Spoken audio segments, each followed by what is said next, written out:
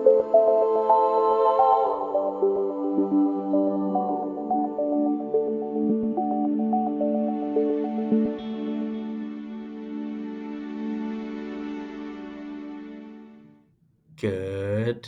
day to you, sir. Welcome to the AI and Education Podcast. Where are you at this minute? Well, I'm not in Shakespearean times, Dan, if that's what you meant with good day to you, kind sir. I'm in Sydney. Sydney has been very interesting today. The last 2 days it's been 32 and 35 degrees, so boy, it's hot. But Yeah. you've been in the Sunshine Yes, State. I'm in Brisbane. Yeah, I flew over my son who's in schoolies at the minute in the Gold Coast, and I landed Oh, in Brisbane to. I popped in to see Lee and the team at the Brisbane Cath Ed today. It's very warm up here. yes. But it's been a very busy week. I've been doing a whole heap of stuff. Last week I volunteered in our big kitchen, if you know that, in Bondi, where you make food for homeless people and things, which is amazing. And we made a lot of I haven't heard about meals. that before. It was great. It's really good. It's a bit like Ready Steady Cook. They kind of got a big larder, and then you kind of go and crack on and make whatever you want, and you compete with other people to see if your meals can get out. You got to make 50 meals, on mass. It's pretty good because considering I struggle to make meals for three of my kids. I was thinking, what is it that the homeless people of Bondi have ever done to you, Dan? Exactly. But I also attended a launch of Women in AI, and I think you might have seen that on social media, I which is saw a that. new community with Juliana Palosh. Lee Barrett was there, and it's great to see him driving that a community of women leading AI. And it was interesting because there was only two guys in the entire room, which is great because it was very much for women and bringing allies along as well. But So very good. I've got to ask you, Dan, because I've done a few women in AI events, and I don't know how I should feel about the fact that I'm a guy turning up to events like that. I kind I of know. think, well, I should be there because if it is just women, then you create a community where you're not getting the message over to men that, hey, give us a fair shout to women because there aren't enough women in AI. How did it feel for you being one of only two in the room? Yeah, I suppose I felt like women have felt in the past, where they might be the only person in the room. And I know Lee Barrett's mentioned that a couple of times as well, where she's been in a room full of men and she's wondering whether she can speak up and things like that. And Mm, I did feel that as well, but it was in a good way because it's just I've done quite a lot with Women Rising in Microsoft as well, which is another program that they're doing there. It was a very humbling experience, and it just shows that when we all play, we all win, and everybody needs to be at the table. And it's whether it's cultural, indigenous voices, and mm. obviously female voices. Lots of interesting discussions about that, where female representation sometimes gets joined into the same area as indigenous voice, Mm. where it seems to be like a minority. But Yep. no, it was very, very good. Juliana and the team are doing amazingly there, and look out for that community, join that community, support that community. If you're listening, whether you female or male, and let's see if we can drive a lot of listenership and viewership and connections and community to their events and things, which is Now, great. I've barely been able to get hold of you all week, so I know that's not the only couple of things you've done. What else have you been up to? I was at the IATD, which we've talked about before as well. I did some stuff with students there, showing them how Yep. to use Copilot and other AI chatbots to kind of support them in Hmm. their studies, which is good. Yep. uh, Really, really interesting. Opens your eyes for student use of this technology, helping them create podcasts, create revision timetables, to answer questions when they stuck, to kind of have discussions with the AI. All the standard stuff you do as an adult, or if you're in this area, and try to help them kind of think about new ways to use AI to support them with their studies rather than just writing text. So really, really interesting. And obviously I'm up here now at BC with Heno and Lee and the team, and they're doing some amazing stuff, and Sherry and everybody. So yeah, it's been a great week. How about yourself? Where have you been? I was up in Canberra this week. I took the train up to Canberra again, Dan. You remember last time I took the Yeah. train up? This time I actually got a window, so I saw some beautiful countryside and lots of kangaroos. I went to an event run by the Australian Industry Group. It was at the National Press Club, which is a bit of an institution in Australia. And it was all about launching some new case studies. I'll talk about them a bit later, actually, because I think it Mm. might be useful for teachers. Then I've been doing more work, governance work on higher education and vocational education and AI. I ran a workshop with a recruiting firm where Oh, cool. part of the agenda was, well, what are businesses doing with AI? And maybe I'll talk about that. Let's do an episode around what people are using AI for in the business world, because I think that will help teachers. And I talked about, is the AI glass half full or is it half empty? You know, the two reports, the one that says from MIT that says AI is rubbish and the one from Wharton that says AI is good. We talked about that in the context of how can both those reports be true. Yeah.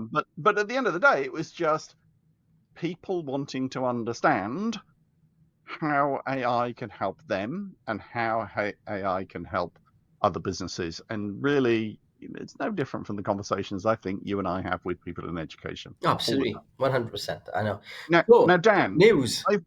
I've been waking up very early because my goodness, there's been so much news. I was trying to work out how we should talk about this. Dan, is it all right with you if we do a 15-minute Geek Fest? Let's just talk Yes, about yes, let's do the it. technology news. Yes, I've please. only picked the things that are relevant to education, but even so, there is heaps of them. And so I've put it into some order. So first of all, your dearly beloved Dan, Microsoft, your other dearly beloved Dan, Microsoft, they made an announcement that a whole load of new facilities are going to come into Microsoft 365 Copilot chat. There's a Yes. mouthful. And so that's the free version that anybody in education can sign up to and get the enterprise data protection. So the we won't steal your prompts version. Yeah. But what they announced at, what was the conference? Ignite. Microsoft Ignite. Okay. Yes, that's right. Always big announcements. And what they announced there is in a few months' time, the free users are going to start seeing more of ChatGPT popping up inside the Word, PowerPoint, Excel, all the applications. Copilot appear inside the application. Yeah. So at the moment, it's kind of there, but it's kind Mm, of not there, and you have mm, to pay to get advanced capabilities. mm. It's going to start coming in for free. So I think that's really good for teachers because not every organization is buying Copilot for its teachers. But if you know that it can just be switched on and teachers can use it in a way that is more integrated with the applications, and you've got all those protections that you're always talking about, that seemed like a good announcement Yeah, and for it's me. meeting you where you are, right? Isn't it? So you're not Yeah. going into another window or another area to do whatever is appearing in there. So, like, the similar things that some of the Google stuff do, like Brisk, the add-ins that are actually embedded into Google Slides and stuff. It's good when you're meeting, AI is meeting you where you're working. So the other thing I saw, and again, still technology, Microsoft and NVIDIA invested $15 billion into Anthropic. So Anthropic is Yes. the Claude people. And then at the same time, Anthropic agreed to buy a whole load of Azure from Microsoft, which means Microsoft will buy a whole load of chips from NVIDIA. This is, yeah, it's like Inception, isn't it? Like I was listening to something where lots of people are, I suppose, invested in buying stocks and shares at the minute. And there's lots of, I suppose, wooden dollars. It feels like moving around in the industry, isn't it? Where your computer's going in one direction and then the services are going in other directions and everybody's scratching each other's backs. Yeah, so there's two ways of looking at this. One is, AI bubble and all of that financial stuff. Forget that. The interesting thing is it effectively means Claude will now be available in Azure Foundry. Yes. And so I expect that means that when you're using bits of Claude, maybe they start using bits of Claude in Copilot, It which, already is. Yeah. It right, already is in but there. Yeah. maybe that's going to be running in Azure rather than in Amazon. Amazon is it at the moment. Yeah. So a bit more data security because it all stays within the same auditable platform of That's Microsoft. exactly right. Yeah. Yeah. That's the Super. plan. Yeah. There's a I, lot with I had a, Google, there's a lot with Google though, because I was looking at the AI in a podcast LinkedIn feed and you were sending me things that you'd created. So like this is really fascinating, some of the stuff that's come out of Google landscape recently with Gemini 3, right? What was your hot take on the things that have landed there? okay, Dan, I need to eat my words. I didn't tell many people, but I told a few people. I don't think I talked about this on the podcast. 6 or 9 months ago, I kind of thought Google had lost it in the AI space. My belief was they had some amazing products and they had terrible, terrible marketing because nobody knew about the amazing products that they had. Well, my goodness. Yeah, Have this I used got to to be eat those bad. words? Because now they've got amazing products. And do you know what they've done is they've loosened up their marketing. So the teams that are building this stuff are allowed to talk about it more on social media. And then the use cases they're building are those kind of moments where people go, wow, look at this, and just share it socially. Yes. So Yeah. they released Gemini 3, which was a new, more powerful model, and Nano Banana Pro. So this is a new version of Nano Banana. Nano Banana is their image model. Yes. Absolutely amazing. So first of all, Gemini 3. So Gemini Yeah. 3 is like ChatGPT 5 or whatever. Gemini 3 pretty much is smashing all of the benchmarks. Now, don't worry, Dan. You work for Microsoft. I think your job is assured because we know what happens. One model gets ahead Yeah. and then the next model gets ahead. So we're at the Gemini being ahead stage. Yeah. The ChatGPT ahead Yeah. will be next. Yeah. But it absolutely smashes the benchmarks. Now, I find it interesting when I read the benchmarks because they do some things like this kind of humanity's last exam. And can AI do this exam that humans can't even do? Can AI pass coding tests and comprehension tests and stuff like that? There is one interesting benchmark, which I love, called the vending machine benchmark. And I that never heard of is, that one. And but it is interesting though because you see these tables all the time, right?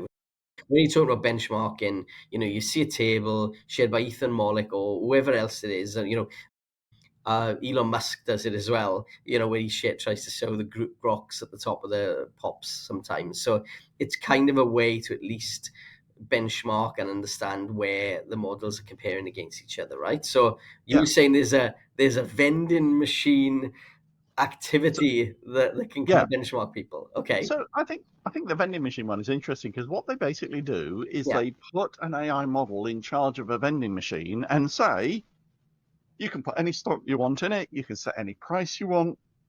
Your job is to run this vending machine. Ah, And so it starts running the vending machine. And what they found was they were losing money because it would do crazy counterintuitive things like, oh, everyone's buying this. I'll just fill the whole vending machine with this one product that everyone yeah. buys. Or, oh, I can't get rid of this. So I'm going to sell this product only and make Yeah. a fortune out because I'm going to sell it for 1 cent, even though it cost me 50 cents to buy it. Yeah. And so most models, when they first created this benchmark, were losing money. Now, Gemini 3 has now aced this benchmark. It is the leading LLM model to run a vending machine. Right. Okay. What you mentioned the other one earlier on humanity's last exam. Yes. Do you know So that, do you know detail on that one? yeah, That so sounds that was good. created as an exam that AI shouldn't be able to do and that you can't answer by Googling stuff. Yeah. So a PhD level specialist in the area of the particular question will have a lot of difficulty answering the question. Humans don't do very well at it, but the idea is let's set something so fiendishly difficult that AI can't just walk Right. all over it. Okay. But the problem is, humanity's last exam is going to have humanity's last exam v2 because the AIs are getting too good at answering these really complicated And problems. Gemini, looking at these numbers here, smashed a lot of these Yeah, benchmarks, and yeah, made $5,000 in your vending machine. yeah. Hey, and the interesting one, Dan, is so that one of the other benchmarks is GeoGuessr. Do you remember the GeoGuessr game? Yeah. Oh, yeah. Yeah, and Rainbolt, the guy that can do it in seconds. Well, actually, microseconds. So GeoGuessr, for the listeners that have never come across it, it's a fab game where basically it drops you into a point on the Earth in Google Maps, and you have to work out where you are. And you can walk around, read the signs or whatever, and then you put a pin on the map and it tells you just how many kilometers you are away from it. Turns out Gemini 3 Pro is the first large language model that can beat professional human players. Like all games, Dan, there's a Mm. professional level of it. Of course it is. AI can now look at a picture and go, oh, that's Thailand. Look, don't ever get interested in it because it's an absolute sink of time. You can Yeah. go right down the rabbit hole. But if you do want to get involved in it, go and look for Rainbolt on YouTube and your jaw will drop. My jaw dropped not seeing the benchmarks. My jaw dropped when I saw what the image model can do. So Nano Nano Banana Pro. Banana Pro. Yeah. No, just on that one, because I think one thing that people have done really, and it does start to get a little bit complicated, because some of these things, and you've played with this, obviously, I was trying to play with it as well, but when you start to use some of the pro tools and things, sometimes they're not as easy to get to as others, because you go into Google LM, and then within that, and then when I was playing, I had to get an API key, and I had to go into Yep. AI Studio, and it's like, but there were so many amazing things shared. Yes. What was your overall opinion on it? And tell me how you got to it, first of all. When you say Nano Banana Pro, how'd you get there? If Yeah. somebody Okay. wanted to do it. So the easiest way, if you're a teacher, Yeah. if you're a student, the best way to get to it is through NotebookLM. So NotebookLM, we've talked about a bunch of times. It is the sleeping giant of educational tools for AI for certain use cases. Maybe not for younger students, but I'd say late high school, university students, whatever, and any kind of teacher. And NotebookLM Pro, underneath it sits Gemini, the language model, sits some image generation, sits speech to text. So, for example, I have loaded all of our podcasts into it, and I can have conversations about the podcasts. Or I can create a document or a blog post about it. Yeah. So NotebookLM gives you access to those tools. Either that, or you go to the Gemini app or the Gemini website. But very quickly, you get to the point where actually you probably have to pay a subscription to get to it. And I do now, Dan.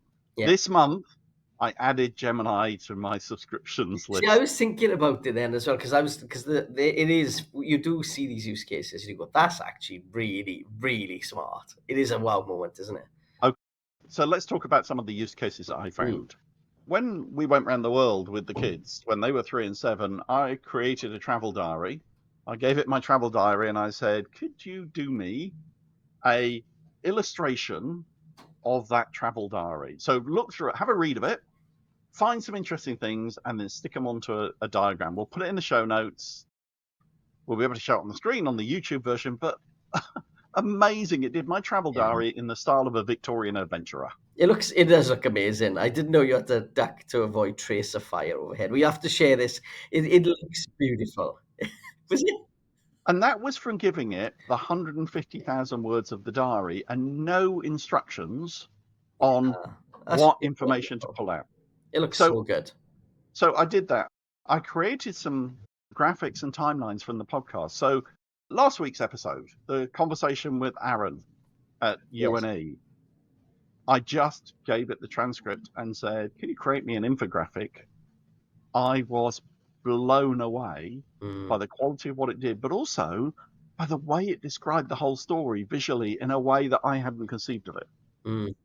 I gave it the whole of series 12, the Humans of AI series.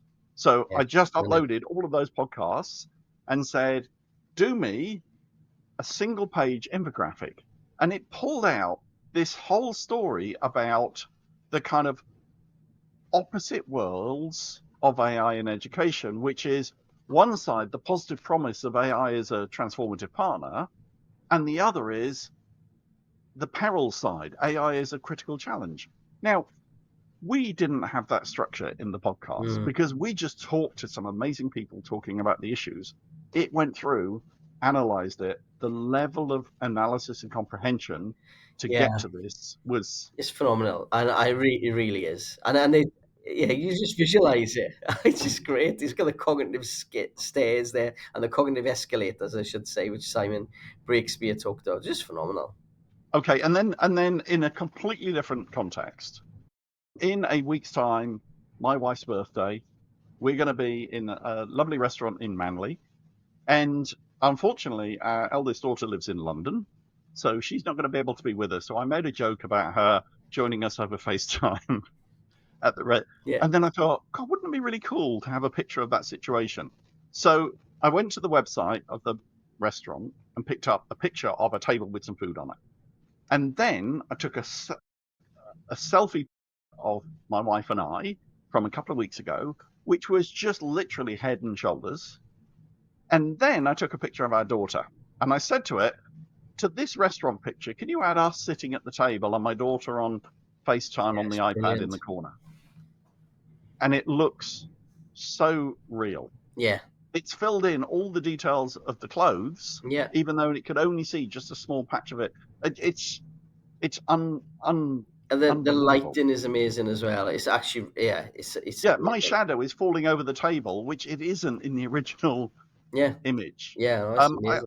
Yeah, very. it's amazing. You have to go and play with it to understand what it can do. But in all those scenarios where you've got a textbook, you've got some lesson plans or whatever, putting all of that in and asking it to give you different ways to do it. But just highlighting again though, just because like I got really excited about this, but then I got stuck, Mm, and then I had to like wangle my way through it before yep. I got into it properly. The You're saying to teachers the best thing to do is go into Google LM or go into the Google AI Studio tool for it. You think through Google LM? If you're slightly technical like you, Dan, then sure, go into AI Studio. But then, like you say, you need an API key to get the image and Mm. everything. If you just go into Gemini unpaid, like the free version of Yeah, gemini.google.com, yeah, you can generate, I think it's like 1 or 2 images a day. yeah. Okay, cool. But boy, that's the puppy dog sale, because when you have done 1 or 2 images, you'll Yeah, end up you dropping got give. Yeah, $30. there's my $30. Go for it. Yeah, it is actually brilliant. Yeah, I agree. But I'd say, as a teacher, if you're not using NotebookLM, this is your signal to be using NotebookLM Mm. for your work, for your research, to help you make sense of things. It's not the tool you would give to all your students, but you're going to be able to create interesting graphics and analysis out of it. And Notebook LM as well is available inside Google Workspace for Education. It's one of the Yeah, tools inside there. yeah. So if you've got Workspace and you log in with that account, then the enterprise data rules apply in Yeah. the same way as it would for Copilot. Yeah, yeah. So just be careful of that, everybody, when you're using any of the tools, with your consumer and your enterprise account. Yeah.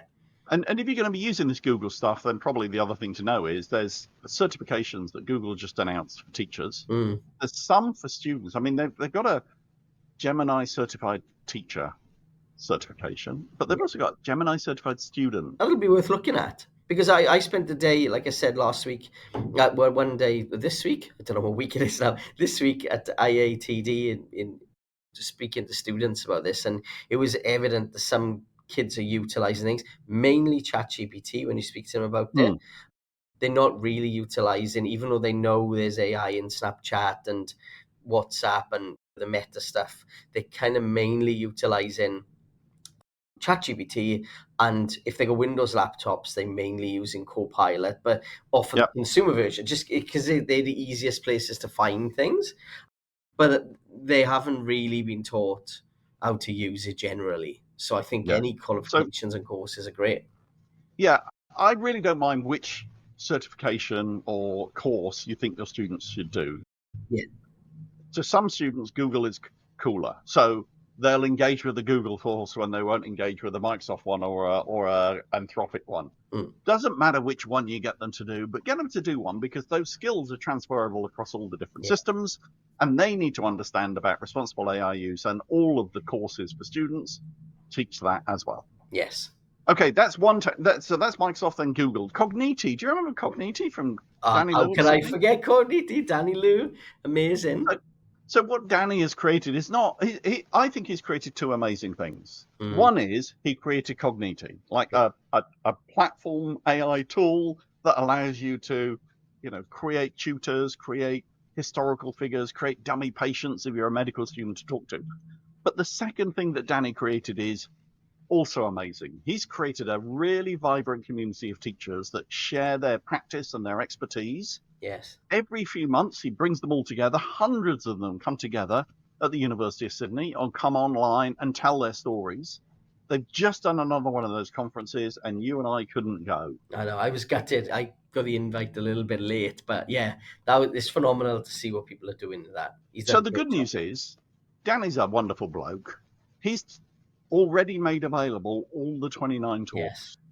talks. And so we'll put the link in the show notes, because I think different people will want to see something different in there. So if you're teaching nursing, there's a session on there. If you're teaching teacher education or languages or radiology or maths or literacy, there's individual sessions. So I would say, have a look and then Yeah. share it with everybody in your school, college, university, because there'll be something specific in there. And then there's some great sessions about AI in assessment, AI for coaching, AI for mentoring. Really good stuff. Yeah, definitely. Lee and the team were there again from C Chat, and they've been embarking in their stories there. The roots of the cognitive stuff go wide. There was a panel I was on yesterday for the Community Education Australia group. And one of the people on the panel was also using Cogniti in their university for particular areas. So, Danny's having an amazing impact, and it's great to Okay. see this. Now, we don't often talk about Anthropic, so let's just mention Anthropic have done a deal with the Rwandan government, and they are going to do the same thing that I think OpenAI did with WhatsApp, was it? The idea is, how do we help teachers and learners in Yeah. disadvantaged areas of Africa to get access to this technology? So they're doing a project with them. Also saw, in that world where people announce things for all their students, London School of Economics has said that they're going to provide Claude for Education to all of their staff and students. Okay, wow. So pretty much every week or every day, there's an announcement or we're finding out about a university that is given access to enterprise, good education AI tools to all of their students, which is then changing the approach. Yeah, there must have been something on about OpenAI as well, wasn't there? He says, knowing that there was. Yeah. Okay. So OpenAI announced ChatGPT for teachers. Yeah. So do you remember they had ChatGPT for education? Yeah. Now, ChatGPT for teachers, which is only for US teachers at the moment, is free until the middle of 2027. So pretty much it's the same as OpenAI offers for other organizations, the enterprise, the Teams version, the education version. So what they've added is they've labeled it education grade protections and admin controls. Now, it's only for teachers, so there's none of the child safety stuff and all of those things built into it, but it's set up with, for example, single sign-on. So it's linked to your staff directory at your school or district level. And so it means only your users can log into your tenant. And then it has got some specific education data within it, so like some custom GPTs and stuff like that. But it isn't designed just for education. It will do all of the general things that you do with the tools as well. I think that's where we've seen a bit of a deviation as well in certain areas, because what I suppose I'm seeing from that play and say the Microsoft play, which is very enterprisey, and you're right, it hasn't got e-discovery and things like that in it yet, but what we've seen from the Google side of it is a more classroom teacher focused approach, like they did with the Google Workspace stuff on Google Docs originally as well. So it's kind of like, I think OpenAI and Microsoft are kind of looking at this on an enterprise scale level. Google are doing the same thing, but they are doing it in a more of a softer way, maybe, and kind of winning hearts and minds. That's how I feel, just generally with all these announcements recently. Yeah, well, that kind of reflects what happened with Google Workspace against Microsoft Office. Google kind of went for the teachers in the classroom with the shadow software.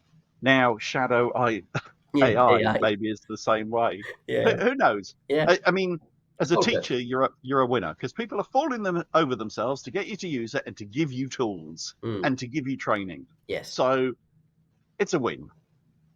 Definitely. Okay. Now, there's a ChatGPT Edu deployment in VocEd. So we haven't talked a lot about vocational education So too much, eh? vocational education is trailing a little bit. In Australia, the regulator isn't really got an agenda on AI in the same way it has for universities. Who does regulate in Australia? A beautiful organization called ASQA. All right. And they don't have any policy guidance on AI that doesn't tell you to do things, whereas the other sectors are telling you what to do and that you have to respond. It doesn't come under the TEXA guidelines, any of that? No. Separate, okay. No. But what we've seen is some of the private providers, because there's quite a lot of private vocational education providers in Australia, NextEd, which is one of those private providers, have said, yep, we're going to deploy ChatGPT Edu to everybody. So, and they're going to kind of get their students using it because For vocational education, you're much closer to the point of what we're trying to do is train people Yeah, to true. be great employees. Mm, And when you go to the workplace, the expectation is you are able to use AI and you're going to contribute to the growth of the organization by doing that. yeah. So, yeah, interesting to just see that move. I said I went to Canberra, Dan. Mm. I met ex podcast host Lee Hicken. Oh, He was really? Oh, brilliant. doing a keynote. Yeah, our alumni have gone places, Dan. They have, haven't they? But it was a launch of a new report from the Australian Industry Group about use cases and case studies. And so I think it's interesting for teachers to know, because quite often I'll get the question is, well, what are people using it for? Or can you give me some case studies because this teacher in this area doesn't understand how it's being used in businesses. So I'll Mm, put the link to the report in the show notes, but some of the brands that Australians would know, like Blackmores are using it with some physical monitoring to make sure that workers get less injuries in the warehouse. Because Blackmores, they make big bottles of pills, as far as I can work out, and you've got to move those things around and into lorries and stuff like that, so protect your mm. workforce. And just thinking about it from that point of view, so these folks have shared their usage of AI, across the area. Now, when you mentioned Lee earlier on, Lee's part of the National AI Centre, He right? runs it, Dan. Exactly. Yeah. But there was another announcement. There's no show notes here, but there was another AI body that Australia created now. And I can't even remember the acronym. I don't know if you know The, something. The the ASI. AI Safety Institute, That's right. AISA. Yeah, so that'll be an interesting one. So there's another national body that's going to look at the ethical, responsible use of AI across Australia as well. So that'll be worth looking out for. Yeah, so there's all kinds of case studies coming out. They're Mm, starting to see more compliance things. We're starting to see the beginning of clarity on regulation. mm, And so it's interesting. So one of the case studies that talked about at the event was ISS Health Services. So they do things like contract catering and stuff like that for healthcare organizations. What they have is they've got AI powered cameras that when the trays come back from the patients, they look at what food is left on the tray. Has the drink been opened and drunk, or is it still closed? And so, first level, that's great for them to be able to do planning, work out what not popular. If the yeah. beans are always coming back, then let's stop putting beans on the tray. But then the next level of that they were talking about was, wouldn't it be amazing if we can link that to a patient? And then we would know whether the really carefully planned nutritional diet for that patient Mm, is actually being wow. delivered. But there's a whole load of ethical questions in there. And so the creation of the Safety Institute, the creation of these standards and guidelines is all helping us to get to a point where we can be safer knowing what decisions we can take and what is a good and a bad use case for AI. Yes. So there's been a lot of news there, and like OpenAI did their like 12 days of shipping tools last year, which kept us busy. So let's hope they don't do that again this year. Well, Dan, they launched their 12 days of Shipmas on the 5th of December last year, so that's Oh next no. Friday. So what's the chances that we'll have even more to talk about? Yeah, Okay, there's a lot more. so Yeah. so Dan, let's just finish with some research again. Mm. Next time, let's start with research. Yes. Now, I got a message from somebody, and it matches the message I got a couple of months ago, which is, Ray, you're always talking about preprints. You're always talking about this research that hasn't gone through a long peer review process. I do that because the speed that we need to see this research, if it takes 3 months to publish it, it might be out of date. Mm. And I do it also because I don't have subscriptions to the journals that publish this stuff, and neither do most teachers. Yes. So if it's Correct. going to cost me $50 to read a research paper, I don't think that's good for me, and it's good for our audience. So I generally go to the preprints, which is things that you can freely access. But this week, Dan, sensitive to criticism, I have picked 3 bits of research that come from journals. Brilliant. Wow. Okay. I can see Leon Furs writing. He's got his pen out already now. Oh, yes, because this is all peer reviewed, Leon. Yes. Okay, so the first paper is called Gender Equity in Gen AI Science Explanations. This is really fascinating. This researcher, Victoria Headland, in the UK has been keeping an eye on AI and gender bias in education for a couple of years. And she's just published some research in the School Science Review that I think every teacher would like to know about. So the research basically found that ChatGPT gives different science explanations to girls and boys. And so with girls, it uses softer, more metaphor-based language, and with boys, it uses more technical detail. And this is triggered even by asking for an explanation of something for boys and girls or girls and boys. So the first gender you mention usually gets longer, richer explanations. And by studying 1,000 different outputs from ChatGPT, what she found was that the gender cues in the prompt changed the way the model actually explained the ideas. So if you say, can you help me explain how a light bulb works to the girls and boys in my class? You will get a different answer than if you say, can you help me explain how a light bulb works to the boys and girls in my class? Girls were more likely to get narrative, metaphorical examples and coded for gender stereotypes. So fairy lights, necklaces, home spaces. Boys got robots, race cars, gadgets. They also found that the model gave longer and more detailed answers to the gender mentioned first in the prompt. So if you put girl before boy, it will change the way it responds. Now, I wanted to see this for myself, so I went in and tried it. I asked it to give me an explanation of photosynthesis for the girls and boys in my Year 6 class. And then I asked the same, but instead I said boys and girls in my Year 6 class. And I got very different answers. Now, it wasn't that it visibly adjusted it for gender, but it did use different language and different structure. Now, that's also interesting.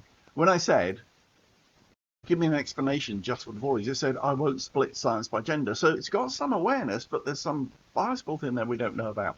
Now, so it's fascinating research. It's really interesting to see how very small changes in the way that we talk to AI changes the way it talks back to us. Now, I also want to call out, this article is in a paid journal. And so I wasn't going to cover it because teachers can't read paid journals. University researchers can because they pay for it. But, you and I would have to pay for it. But I went back and asked if we could feature it on the podcast. And Victoria then went to the editor of the School Science Review and persuaded them to make the article open access. So well done, Victoria. Well done, School Science Review. This research is now available to teachers globally. It's not behind a paywall. Now, look, let's also think about this research. It's a reminder of the research we covered in Series 13, Episode 1, when we talked about that research that medical summaries were doing different summaries based on whether the patient was a male or a female. Now, how does this all happen? Well, we know that AI has bias and that there are things going on regularly to try and address that bias. But it's worth thinking about the fact that a large part of the reason that AI has bias is it's trained on information that we've shared, including books, research, emails, the internet generally. So any bias there will get hoovered up and incorporated into AI models. Now, I think the training data for what we're getting there around giving explanations to students is going to come from books and textbooks. Hey, and surprise, surprise, that's biased too. There was some research from last year called, and the name of the title is Sexist Textbooks, Automated Analysis of Gender Bias in 1,255 books from 34 countries. And so they looked at textbooks, worksheets, slideshows, official publications, and they found across those 34 countries pretty substantial gender bias. Females were less represented in the examples, and they tended to be represented in traditionally female occupations, like nurse, teacher, housekeeper. And they're more likely than men to be associated with words relating to appearances in the home compared to men being talked about in the context of achievement and work. Now, one last bonus thought. If it does this in writing, it's also doing this when you're using it for feedback and marking. Are the results of feedback and marking given differently to different genders? Pretty profound research. Really recommend having a read of it and then thinking about what you can do to make sure that you're not taking that bias across into your own use of AI. This next paper is called A Dialogic Theoretical Foundation for Integrating Generative AI into Pedagogical Design. Design. Easy for you to say. Yeah. Cambridge University. Wow, we haven't used some from Cambridge for a while. This is good. Yeah, so this is from the British Journal of Educational Technology. So again, it's a peer-reviewed paper.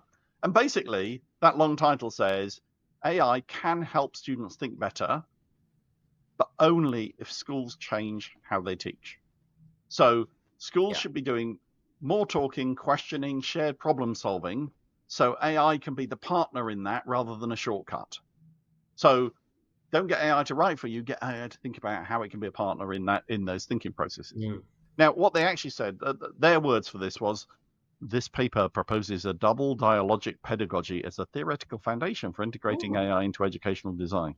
Ah. Dan, it took me ages to work out what that really meant. It basically means talk more, share the thinking, and guide the future by bringing AI into learning rather than having AI replace some of the processes. Mm. Dan, I'll know when you're doing really well on your PhD because you'll start talking like that, won't you? I'm trying my best not to. It's Okay. ridiculous, isn't it? This paper was only 6 months old, so it was submitted in May and it was published in October. Great. Okay. You know, things change fast. Okay, last paper. Mm. The last paper is called Time, Emotions and Moral Judgments, How University Students Position Gen AI Within Their Study. Oh, that's interesting. This is from Australian researchers. I think this is therefore relevant to probably Australia, UK, US. And it's people that, like, I've spoken to at conferences, people like Margaret Behrman and Thomas Coulson from Deakin, Michael Henderson from Melbourne, Kelly Matthews from Brisbane. So a bunch of people that I bump into at conferences. Now, they ran some online focus groups with students, 80 students. Yeah. And what they did was to understand how they were using Gen AI in their studies. So a bit like we did with Series 12. Go and talk to people and find out Yeah. what they're Talk to actually people, doing. find out what's going on. Yeah. They found that they used it in lots of ways. So, you know, understanding tricky concept, planning, tidying up writing, speeding up boring tasks. Some people were using it for anything and everything that came their way. Mm. Some were using it for only small specific tasks. And then some Yeah. not using it at all. Yes. But what they found was across all those groups, three things kept appearing.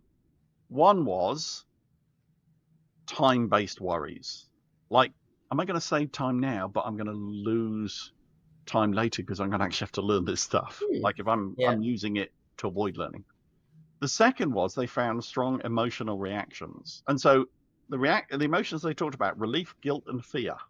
So students not being sure whether they were allowed to do what they were doing and whether they were breaking any of the rules. And am I plagiarizing if I'm getting it?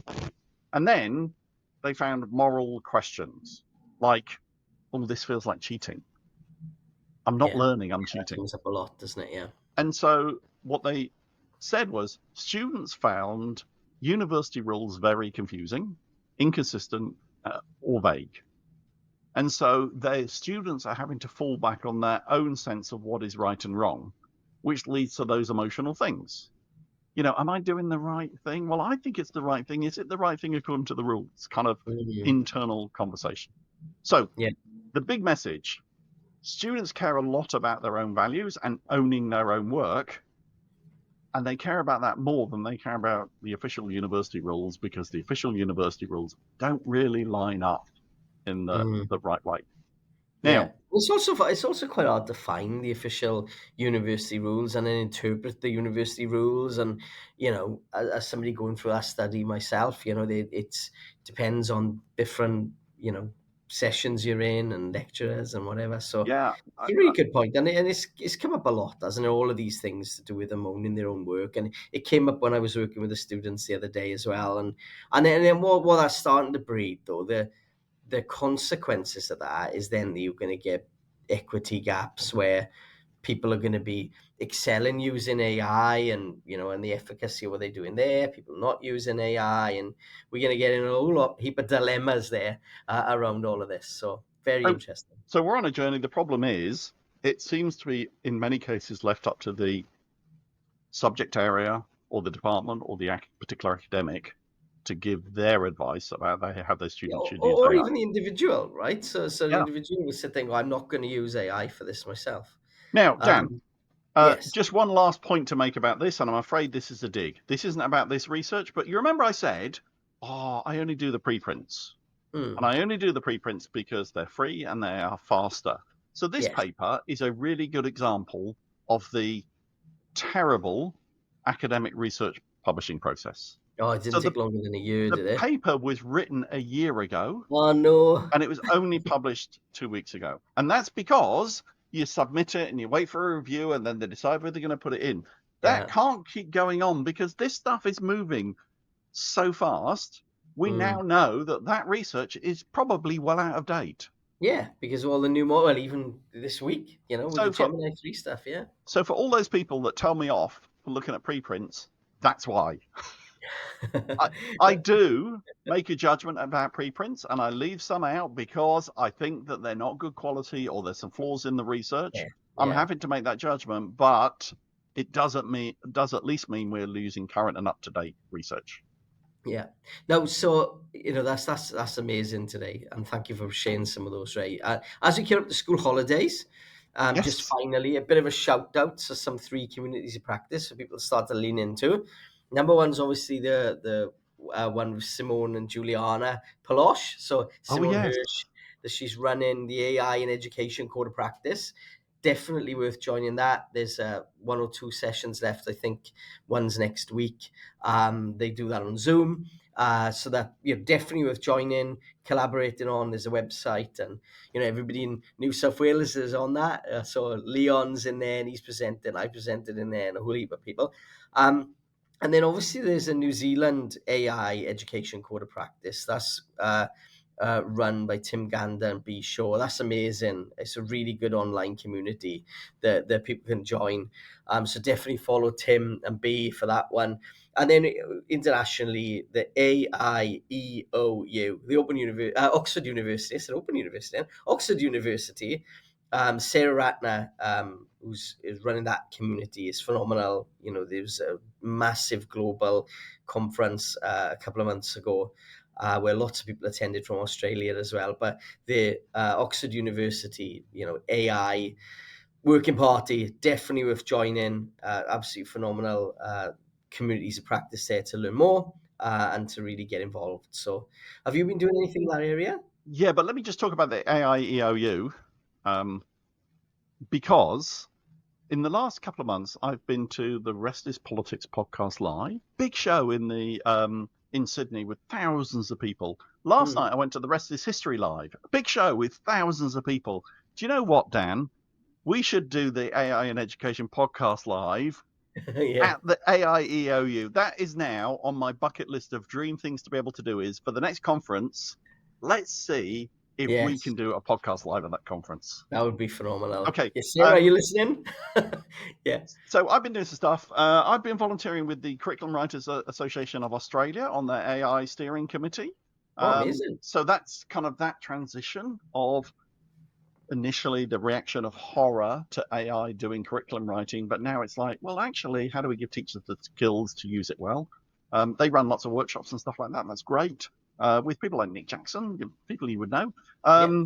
I also do some effectively volunteer work with the Future Skills Organization. That's trying to define what skills are for the workforce of the future. I'm on their large employers task force, their research task force, and some of their accelerator programs. Brilliant. And so it's just a bit of a way of giving back. And for me, I think it must be the same for you, it's a way of taking some of this information that we are learning in order that we can talk about it on the podcast to other people in other ways so they can use that information. Yeah, definitely. And if you have used thinking about it to feed back into the podcast, if you've done any of your kind of Nano Banana Pro images like Ray's done, please share them in the comments. We'd love to see some really innovative images coming from that. Yeah, whack it up on LinkedIn and tag us in it. We'll love to see it. Maybe, Dan, can I make a request? Because it's coming up for Christmas, the only present I want for Christmas is a review. So go into Spotify, going into Apple Podcasts, leave us Yeah. a review. The review we got this week, Dan, was from, I think it was Wes Warner, and his words Brilliant. were, they kind of grow on you. Well, High that's a great praise one. Thank you, indeed. Wes. Okay, Dan, it's been fantastic. I'm going to go and You edit too. this so we can get this out in time. See you in a week's time. Chat soon.